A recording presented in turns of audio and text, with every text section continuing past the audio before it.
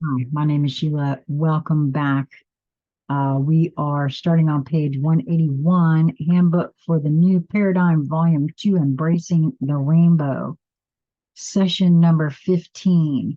We are in the midst of a playlist. Perhaps you would like, if you're catching this for the first time, you can find Volume 1 in its completion on the channel, and this is Volume 2, and I will be recording Volume 3. So, when the time comes in your awareness of sequential events, remembering that divine order does not operate necessarily in that mode, various situations will appear to have no connection at all to the intended purpose of thwarting the movement of the intended plan. And I've seen things like this actually already.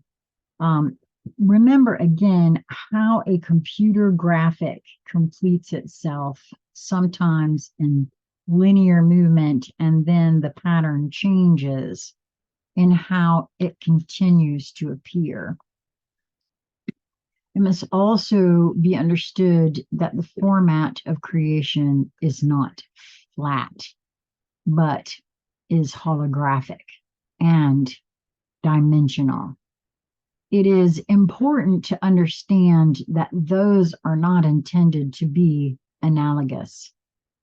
Manifested creation is holographic in form and dimensional in the context of vibratory variation.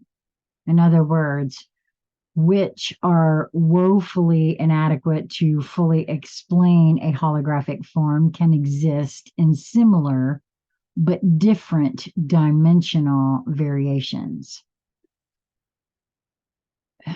And I'm seeing the elementals right now and how they actually can exist in more than, well, they actually exist in more than three realms at once, and or very easily slip from one to the next. Once the inhabitants of Earth accept the truth of the existence of other fellow inhabitants within this galaxy and others, such as the elementals, the Fae, the next great leap of understanding is that within their own galaxy. There exists even more variation because each form can have dimensional variations. Further evolvement by way of knowledge and wisdom, through applying the knowledge, it is possible to travel between the dimensions as easily as walking through a doorway. This is what I see when I think of the elementals and how they slip through these doorways. They're dimensional vibratory fields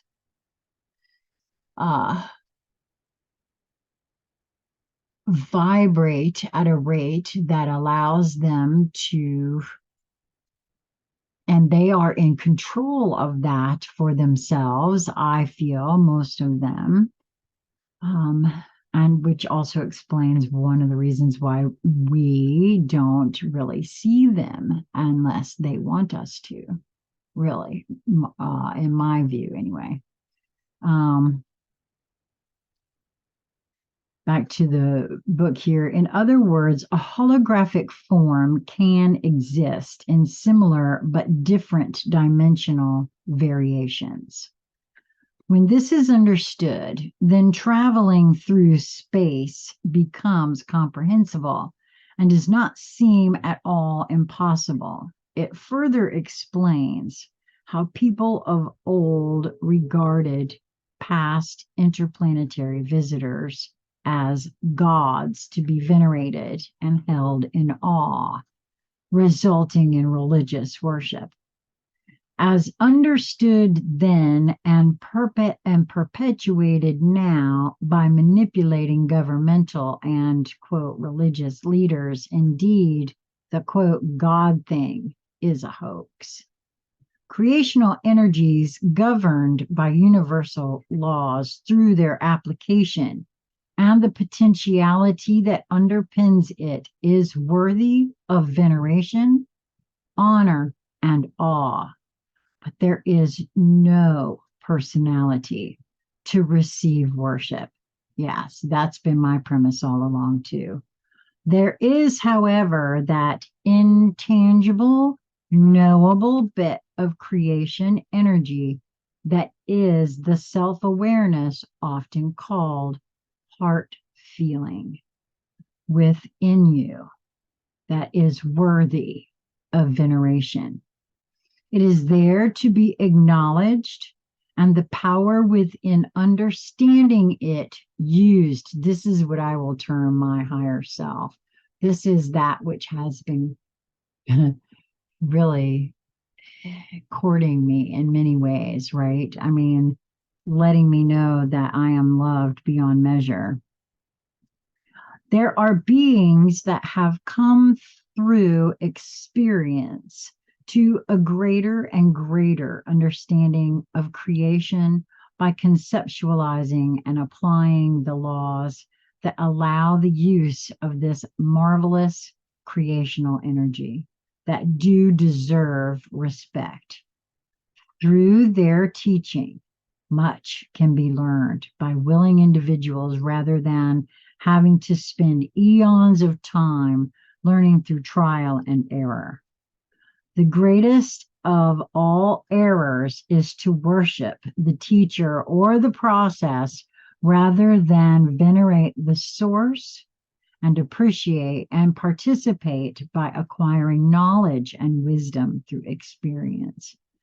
When mankind on this planet learns the truth of these words, then indeed he shall be free to continue his or her evolvement in 7-league boot strides. Okay, I don't know I guess that's a saying. Quote, I am a human becoming, help me to become, end quote, opens the door for the truth to be accepted. Each must forge their own path through their free will choices, their attitudes, decisions, and acceptance of their personal responsibility to participate in bringing forth a plan for use of the creational energies that are totally available. Each of you now has the opportunity to accept or reject these messages and continue to live as a victim of the plans of the enslavers, or you could change your attitude and accept the possibility that this might be logical truth and something to ponder, consider, and then allow the intangible creational life aspect that enlivens each of you to guide you to a decision. The Christian Bible mentions several times that Mary, mother of Emmanuel, pondered things in her heart. In other words, she considered them and, quote, felt whether those things were true. If something did not fit within the comfort zone of her current understanding, she at least considered it seriously, let the process percolate for a time, and then, quote, felt whether it was true or not. It is suggested that you follow her example and do this in the quiet of prayer time, meditation time, or a long, quiet walk, and then just let things percolate. If you indeed you will indeed know in your heart if this is an opportunity you want to participate within. Then you must, quote, walk your decision and take the appropriate steps to change your consciousness. Pursue knowledge, live it, and acquire wisdom. Once you each make that decision, there is an entire galactic cheering section that will indeed bring forth resounding joy and shower you with a loving blessing. You have no idea how much they desire you to know the truth and desire to welcome you back into the evolving focus. And that's the end of number 15. We'll be right back with session number 16.